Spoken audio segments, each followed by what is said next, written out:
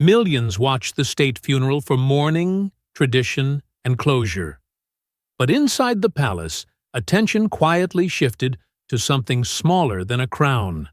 A brooch pinned deliberately, precisely, unmistakably. It wasn't part of the official regalia list. It wasn't required by protocol. And yet, senior courtiers reportedly noticed it immediately. Because in royal language, jewels are never decoration. They are statements. State funerals inside the monarchy are not simply ceremonies of grief. They are orchestrated moments of continuity. Every step, every order of arrival, every shade of fabric carries intent long before the public ever sees it. In the days leading up to the procession, wardrobes are reviewed repeatedly, not for elegance, but for message. The institution understands that history will freeze these images forever, and anything worn in that moment becomes part of the crown's permanent vocabulary. That is why attire is approved with the same seriousness as constitutional paperwork. Senior aides examine archival precedents. Dress historians verify mourning tiers. Even the absence of a jewel must be justified. Nothing appears by accident, and nothing is left to preference. The monarchy does not dress. It communicates. Which is what made the brooch so striking to those who understood the language. It did not belong to the expected category of mourning pieces. It was not among the commonly circulated heirlooms reserved for national grief. For that ceremony tier, its presence was unusual, almost intrusive, as though a private note had slipped into an official speech. Veteran royal watchers recognized it instantly. Some had catalogued its appearances decades earlier. They knew it surfaced rarely and never without context. While the public admired the elegance, a smaller circle recognized timing, and timing inside the monarchy is rarely aesthetic. Online discussion focused on style, symmetry, dignity. Inside the institution, discussion centered on intention, because royal jewelry does not only mark remembrance, it marks alignment. A sovereign may speak in addresses, but the family often speaks through inheritance. What is worn can affirm hierarchy, soften rivalry, or quietly redraw it. Questions began circulating in hushed conversations rather than statements. Why that piece? Why now? And why during the one ceremony where every symbol is magnified beyond recovery? The palace offered nothing. Not denial, not explanation, not correction. Silence, in royal tradition, is rarely absence. It is containment. The absence of clarification only strengthened curiosity, because the monarchy historically corrects harmless misunderstandings.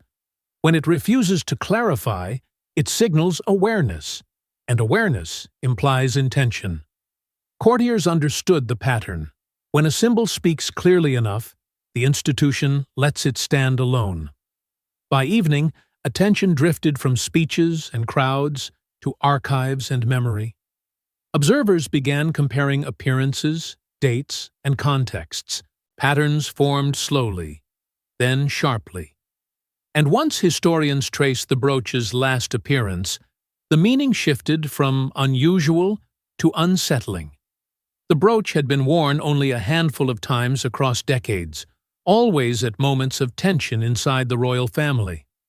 Not celebrations, not diplomacy. Moments of transition.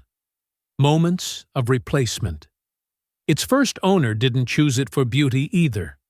She wore it after a personal loss that reshaped the monarchy.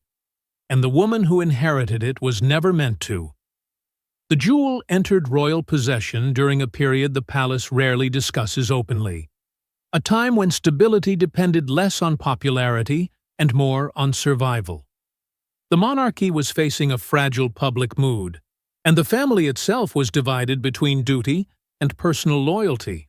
The brooch was acquired quietly, not through a triumphant presentation, but through circumstance, following an absence that left both an emotional and constitutional gap. Those who understood the moment later described it as the crown tightening its grip on continuity. The first wearer did not adopt it as adornment. She adopted it as reassurance.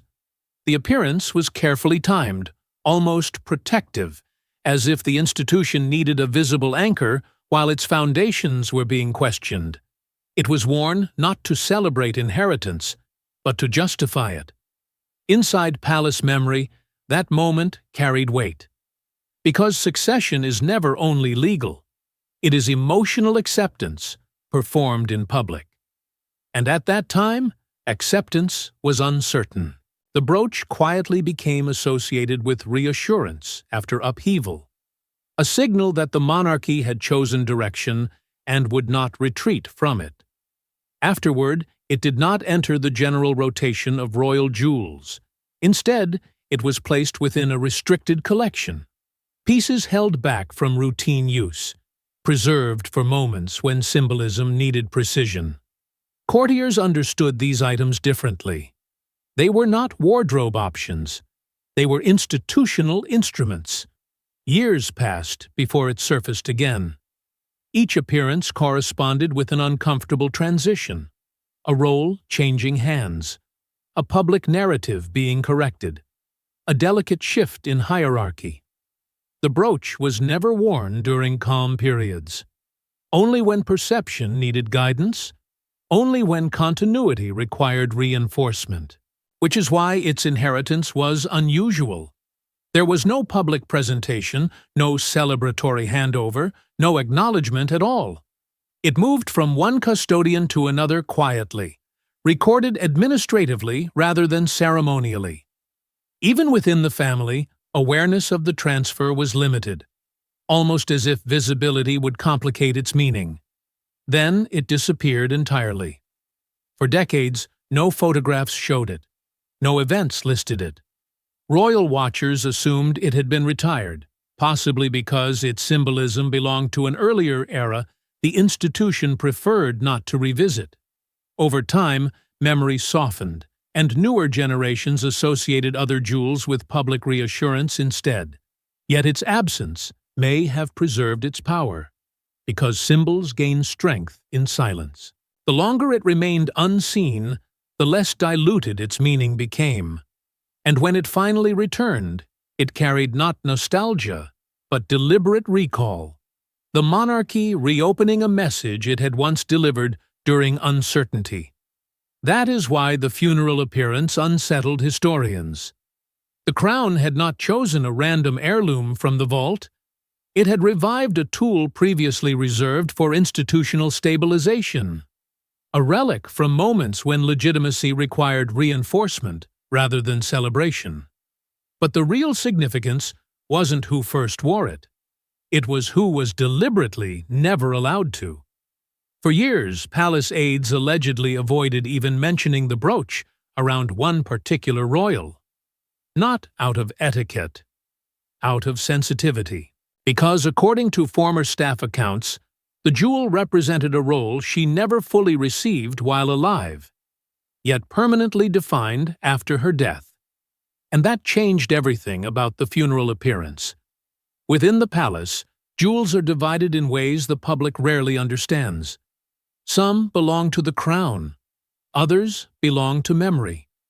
The distinction is never written, yet everyone learns it quickly. Certain pieces may legally sit in the same vault, but emotionally they exist in entirely different territories. And this brooch, despite its official status, was quietly placed in the second category. It became linked not just to a person, but to a feeling. Affection from the public that could never be legislated or transferred. Staff learned to navigate around it carefully. Conversations paused when inventory lists were reviewed. Suggestions drifted toward alternatives. No one ordered avoidance. It simply existed as an unspoken rule, because the royal family operates not only through protocol, but through preservation of emotional equilibrium. When grief belongs partly to the public, objects connected to it become sensitive instruments. They are not banned. They are respected through absence. After her passing, the brooch entered a delicate limbo. Legally, it was part of the institutional collection. Sentimentally, it remained attached to a legacy that had not settled into history yet. Courtiers debated quietly, not about ownership, but about timing. Some believed allowing it to reappear too soon would feel like appropriation. Others believed hiding it forever would trap the monarchy in unfinished mourning. The monarchy has an unwritten memory protocol. Time determines distance, distance determines acceptance, and acceptance determines reuse. No announcement marks this process. Instead, years pass, reactions soften, and eventually a symbol can return without reopening wounds. Or at least, that is the theory. But this brooch complicated the formula, because its meaning was tied to identity, not merely remembrance. To some, wearing it could imply closure, the institution honoring the past while moving forward. To others, it could suggest replacement, a living figure stepping into emotional territory that never officially changed hands. That tension made the funeral appearance profound. The ceremony itself represented finality, a closing chapter witnessed by the entire world. Introducing the brooch into that moment risked merging two narratives, farewell and succession of emotional space. The line between tribute and transition blurred instantly. Former aides later described the decision as the most psychologically sensitive wardrobe consideration of the entire event. Not because of public reaction, but because of private interpretation. Inside the family, symbols are read far more personally than publicly, which raises the question, if wearing it was controversial, why approve it at the most watched event on Earth? Nothing at a state funeral happens by accident, especially not jewelry visible in every photograph forever. Days before the ceremony, a small closed-door planning meeting reportedly finalized attire down to individual pins. According to palace insiders, the brooch was discussed last and longest, because its meaning depended entirely on who wore it and who stood beside her. The gathering was not ceremonial. It was administrative, deliberate, and unusually tense for a matter that, on paper, concerned clothing. The Royal Dress Protocol Committee convenes whenever the crown faces a moment history will replay endlessly. Titles are proclaimed once. Images circulate for generations. What appears beside a coffin becomes part of national memory, whether intended or not. Folders were reviewed, precedents compared, and past funerals examined with microscopic attention. The objective was not style. It was balance. Mourning must feel authentic, while continuity must feel stable. Too much personal symbolism risks division. Too much institutional neutrality risks emotional distance. The monarchy survives by walking between those edges without appearing to calculate them. The brooch complicated that balance immediately. Advisors understood the public might see tribute. Others might see transition. The difference between the two rests entirely in context. Who wears a jewel determines its meaning more than the jewel itself. And context, in this ceremony, would be watched by the entire world simultaneously. Concerns were raised quietly about interpretation across audiences. Domestic viewers carry emotional memory. Commonwealth viewers read institutional signals. International observers search for hierarchy. A single object had the potential to speak differently to each group at once. The crown needed the message to remain unified even if the audience was not.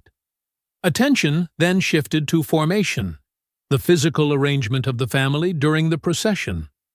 Placement is not choreography. It is constitutional storytelling. The heir's proximity, the generational order, the spacing between figures all convey the future without announcing it. The brooch could not be evaluated separately from these positions. It would either reinforce the narrative or contradict it. Debate reportedly lingered longer than expected. Some argued omission would avoid distraction. Others believed absence itself would become a statement, inviting speculation about avoidance rather than respect. Silence can stabilize, but silence can also provoke curiosity. The monarchy needed certainty, not ambiguity spiraling beyond control. Eventually, agreement formed around controlled messaging. The brooch would appear, but only within precise conditions. It would not stand alone as tribute. It would function as part of a wider visual language, confirming continuity after loss.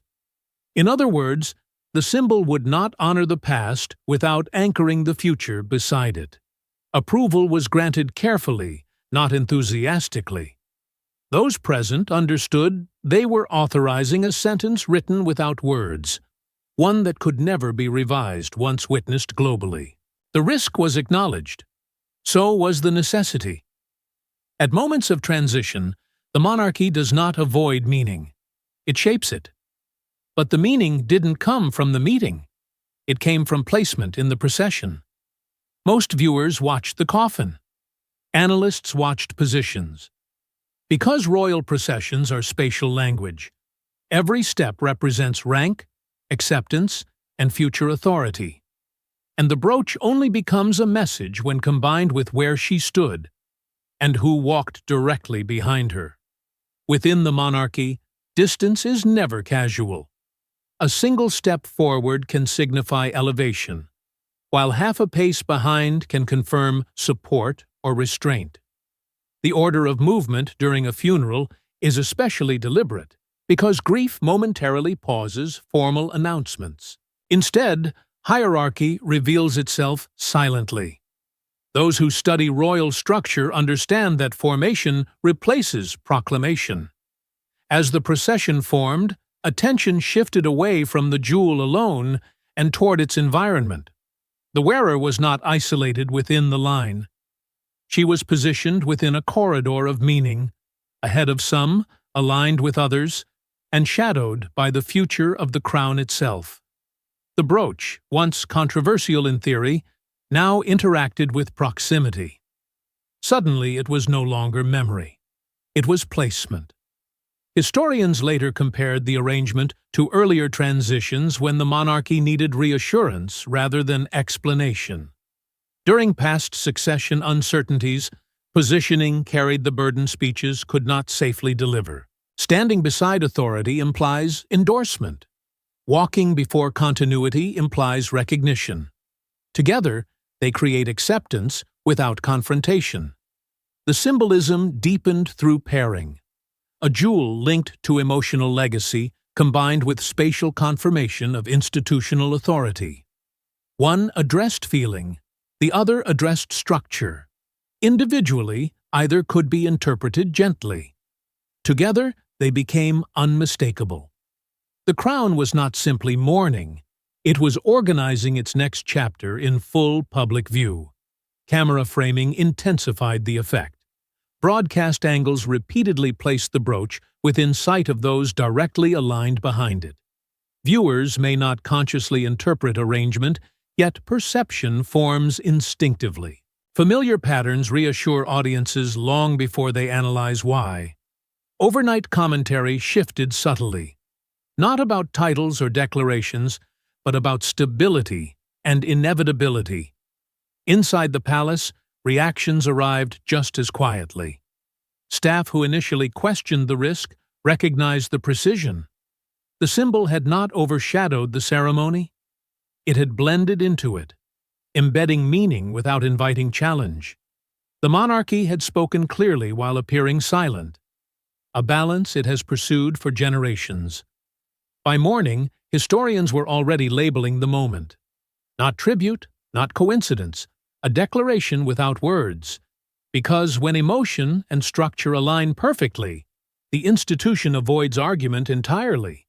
Acceptance becomes observation rather than debate. Yet, the strongest reaction did not come from the public. It came from inside the family. Within hours of the ceremony ending, senior royals reportedly gathered privately, not to discuss the crowds, the speeches, or the global response. But the brooch. Because inside royal tradition, symbolic timing can carry more weight than spoken titles. And to at least one family member, the message wasn't respectful. It was final. Public mourning had concluded, but private meaning had only begun. Inside the monarchy, objects carry emotional inheritance that legal ownership cannot erase. A jewel may belong to the institution on paper, yet remain tied to memory in the minds of those who lived beside it. The brooch existed in that fragile space, officially transferable, personally immovable. For some, its appearance suggested careful continuity. For others, it suggested closure imposed too neatly. Grief inside a family rarely follows institutional schedules, and the crown's need for stability can collide with individual remembrance. The disagreement was not loud, not dramatic, but deeply felt. Silence replaced argument, and that silence carried weight. The tension reflected two identities the monarchy must constantly balance. One is the institution, obligated to project permanence. The other is the family, bound by shared past and unspoken loyalties. When symbols blur those lines, interpretation becomes personal rather than ceremonial. The brooch did exactly that. Courtiers reportedly stepped into familiar roles, interpreters rather than mediators. They rarely correct feelings directly. Instead, they adjust narrative. Emphasis shifts. Context is suggested quietly. By morning, the public conversation leaned toward tribute and dignity, softening the possibility of displacement. Not through denial, but through framing. This is how the palace manages conflict without revealing it exists. No statement is released because clarification fixes meaning permanently. Ambiguity allows multiple truths to coexist. The institution preserves unity, while individuals preserve interpretation. Both leave satisfied enough to continue forward. Externally, media discussion praised elegance and symbolism. Internally, the same symbolism carried layered emotion. One event, two realities. The monarchy relies on this separation. Public certainty stabilizes the crown. Private uncertainty absorbs the impact of change. The absence of official explanation was therefore deliberate. To confirm intention would risk reopening wounds. To deny intention would undermine authority. Silence allowed the gesture to settle naturally into history, interpreted gradually rather than argued immediately. And gradually, interpretation did settle. With time, repetition, and distance, the moment transformed from controversy to precedent. The brooch ceased to belong to one memory and began belonging to a sequence, a pattern that only becomes clear when viewed across generations. The palace never explained the brooch, but history eventually did.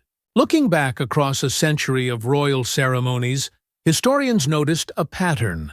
Certain jewels appear only when the monarchy changes direction. Not rulers, direction.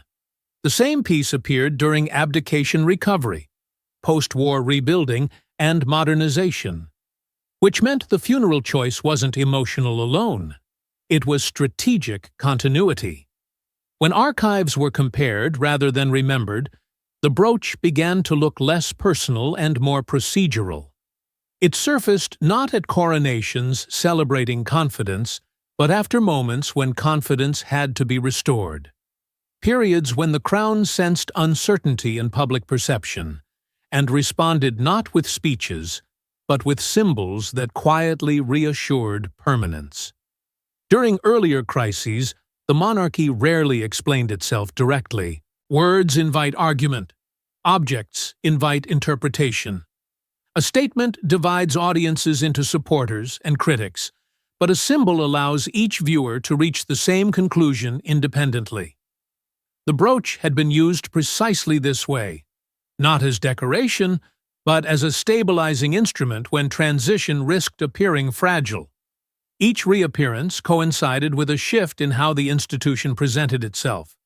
After instability, it reinforced duty. After hardship, it emphasized endurance. After modernization, it projected familiarity. The jewel became less a memory of individuals and more a marker of institutional recalibration. It did not announce change, it softened it. This explains why the monarchy communicates through objects rather than declarations. Declarations feel political. Symbols feel historical.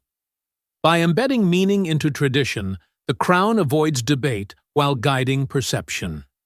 The public rarely resists continuity when it arrives wrapped in familiarity. Over decades, the monarchy gradually moved from a personal image centered around a single figure to a broader institutional presence shared across generations. That shift required delicate handling. Too abrupt, and it risks appearing impersonal. Too sentimental, and it risks stagnation. The brooch appeared whenever balance needed restoration. The funeral, therefore, represented more than farewell. It marked the closing of an era defined strongly by personality and memory. The institution faced the challenge of preserving emotional loyalty while preparing audiences for structural continuity. The brooch bridged those needs, honoring legacy while normalizing transition. Once observers recognized the recurring pattern, the gesture stopped feeling controversial. It became predictable, almost procedural. The crown had used the same quiet method repeatedly whenever it entered uncertain ground. The funeral was simply the latest moment, requiring reassurance disguised as tribute.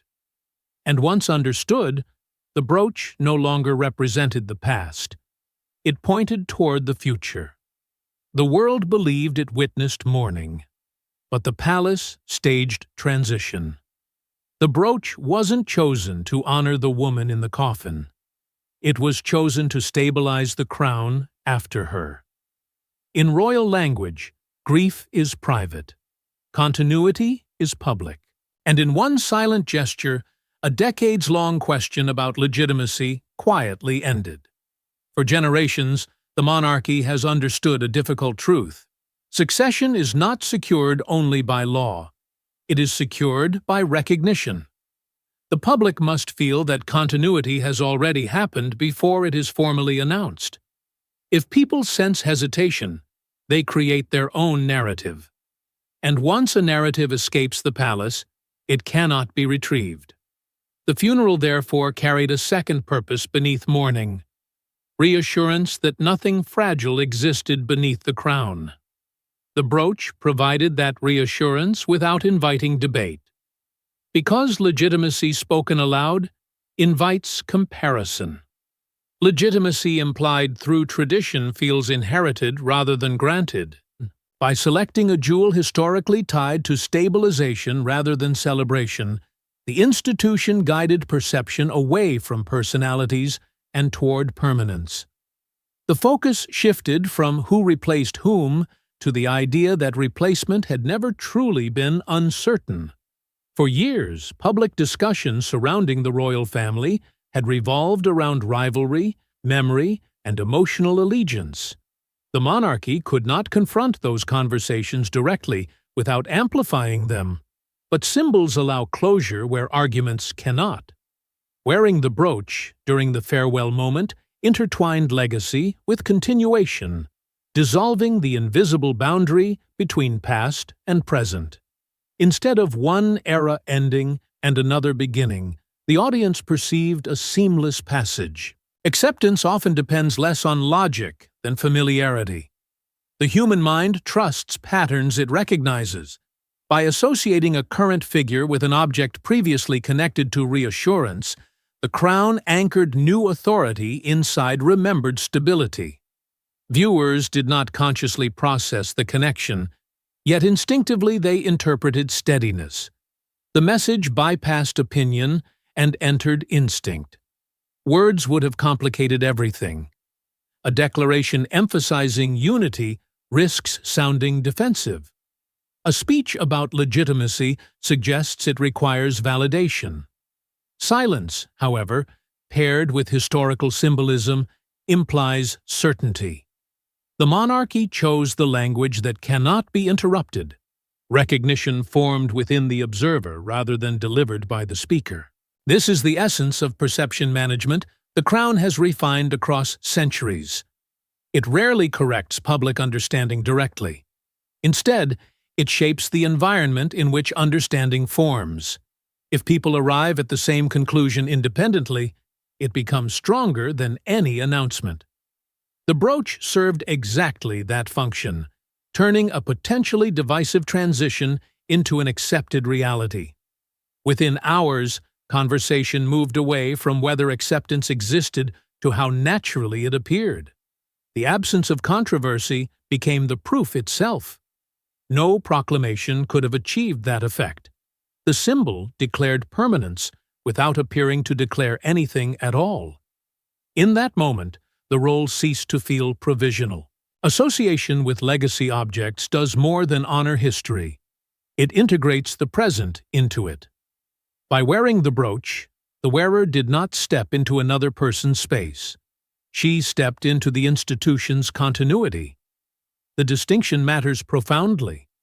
One suggests replacement. The other suggests inevitability. And inevitability is the monarchy's greatest protection. If the public believes the future is predetermined by tradition, it resists disruption instinctively. The brooch converted uncertainty into familiarity, familiarity into acceptance, and acceptance into permanence. The gesture was not emotional tribute alone. It was constitutional reassurance delivered through heritage rather than authority. But one final detail makes the choice even more deliberate. In high-resolution photographs released days later, experts noticed a tiny modification to the brooch, almost invisible unless magnified. Not damage, not restoration. An addition, and it connected the wearer not just to the past monarch, but to the next generation as well. At first, the images appeared ordinary, part of the steady stream of official releases that follow historic ceremonies. Then, analysts began enlarging details, comparing earlier archival photographs to the current piece. The setting was unchanged, the structure intact, yet a subtle element had been integrated so delicately it escaped immediate notice. It had not altered the jewel's identity.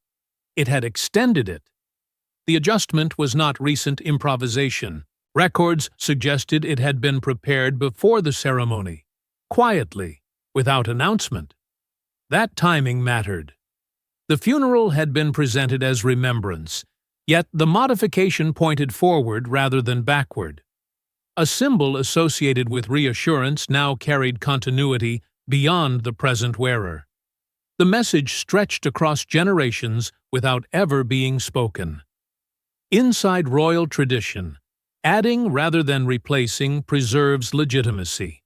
Objects evolve slowly, so the public accepts change subconsciously.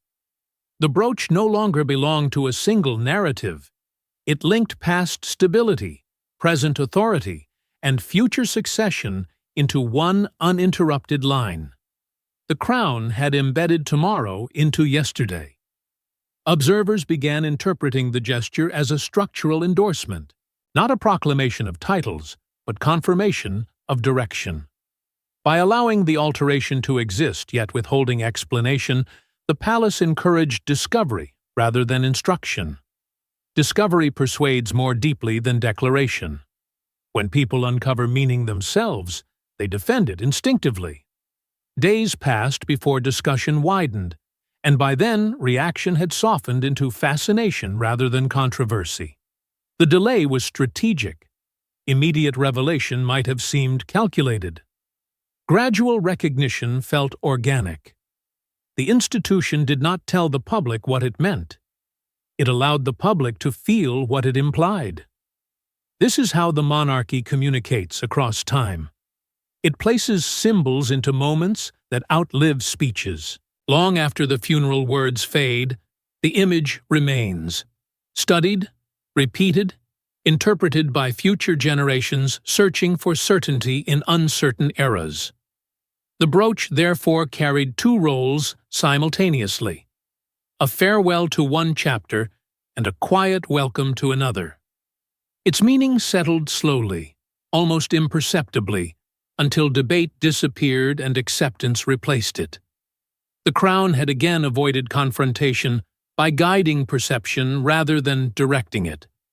The smallest alteration became the strongest statement. Because in the royal family, history is rarely announced. It is worn.